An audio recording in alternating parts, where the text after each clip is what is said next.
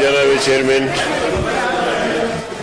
اگلے سال پلیز آپ حکومت ہے پھر جواب دیں، مہربانی. جی جی جی پلیز. بڑی مہربانی. جی ابری صاحب. دیکھیے یہ جو ہے بہت حد تک معاملہ ٹھیک ہو گیا تھا اور ہم نے بڑی کوشش کی، اس میں متحدہ مجلس عمل بنائی اور تمام مسالک کے لوگوں کو اس میں شریک کیا اور کسی حد تک اس پہ قابو پا لیا ہم نے. لیکن گزشتہ ابھی محرم تو چل رہا ہے میرے خیال میں کہ گزشتہ محرم کے عشرے سے پہلے یہاں اسلام آباد میں ایک شیعہ ذاکر نے اپنی تقریر میں یہ کہا کہ سیدنا صدیق اکبر رضی اللہ تعالی عنہ یہ کافر ہے اور دائرہ اسلام سے خارج ہے، اور حضور صلی اللہ علیہ وسلم جب فوت ہوئے تو ان کے بعد سارے لوگ مرتد ہوئے سوائے حضرت علی اور اہل بیت کے. اس پر یہ مسئلہ اٹھا اور اس نے جب یہ گستاخی کی تو شنید یہ ہے واللہ عالم، یہ حکومت ہی ہلکے بتا سکتے ہیں کہ راتوں رات اس آدمی کو لندن پہنچایا گیا. اس کے بعد جناب والا پھر پورے اس محرم کے دوران کراچی میں سر عام صحابہ کرام پہ لعن طعن ہوئی اور مختلف مقامات پہ. تو اس پر ایک ری ایکشن آیا پاکستان میں جو اہل سنت سے وابستہ ہے، چاہے وہ بریلوی متبع فکر سے ہے، چاہے دیوبندی ہے، چاہے اہل حدیث ہے، چاہے کسی بھی متبع فکر سے، لیکن اہل سنت کہلاتے ہیں. ان کا مطالبہ تھا حکومت سے کہ بھائی یہ کیا ہو رہا ہے، اسلام آباد میں حکومت کے ناک کے نیچے ایک آدمی اس طرح کی بات کرتا ہے اور اس کو بھی گرفت میں نہیں لیا جاتا. کراچی میں سر عام تبرہ کیا جاتا ہے، وہاں بھی ان کو کچھ نہیں کہا جاتا. تو اس کے رد عمل میں یہ مظاہرے شروع ہو گئے. تو عرض کرنے کا مقصد یہ ہے جناب والا کہ اہل سنت والجماعت، ایک بات میں پورے ہاؤس میں کہنا چاہتا ہوں کہ ہم سب سے پہلے ہم مسلمان ہیں. مسلمان تو ماننے والا ہے. 1,24,000 انبیاء اور رسول گزرے اس دنیا میں، اللہ نے بھیجے. ان میں سے ہر ایک کو ماننا یہ مسلمان کا ایمان ہے. اگر 1,24,000 انبیاء اور رسول میں سے ایک کا انکار کرے گا وہ کافر ہے ہمارے عقیدے کے مطابق.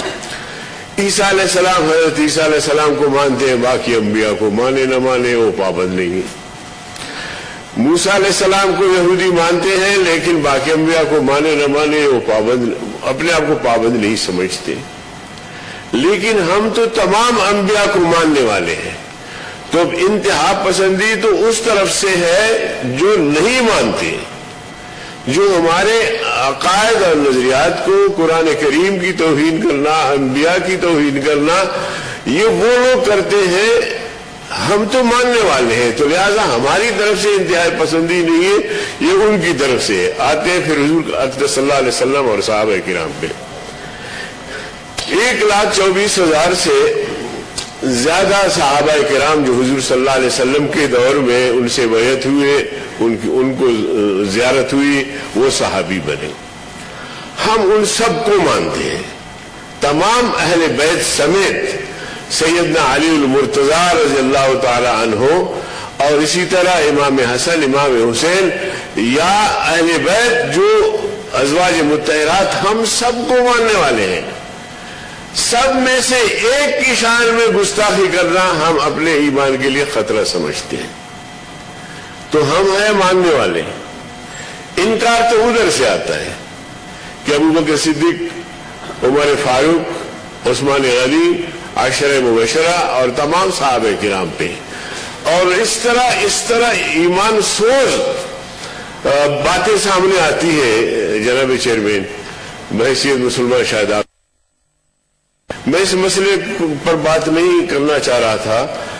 شیر رحمہ صاحبہ نے یک طرفہ بات کی جو مجھے مجبوراً دفاع میں جانا پڑا. تو عرض کرنے کا مقصد یہ ہے کہ مسلمان اہل سنت والجماعت وہ ماننے والے ہیں، وہ انکاری نہیں ہے. سیدنا امام حسین رضی اللہ تعالیٰ عنہ، سیدنا حسن رضی اللہ تعالیٰ عنہ، تمام اہل بیت، ان میں سے کسی کی شان میں گستاخی ہم کفر سمجھتے ہیں، ایمان کے خلاف سمجھتے ہیں. صحابہ کرام کے بارے میں حضور اقدس صلی اللہ علیہ وسلم نے خود کہا، قرآن کہتا ہے رضی اللہ عنہ ورضوا عنہ، اللہ ان سے راضی ہے، وہ اللہ سے راضی ہے. اسی طرح حدیث نبی صلی اللہ علیہ وسلم، اصحابک النجوم بأیہم اقتدیتم اہتدیتم، میرے صحابی ستاروں کی مانند ہے، ان میں سے کسی کی بھی اقتداء کرو گے فلاح پاؤ گے، ہدایت پاؤ گے.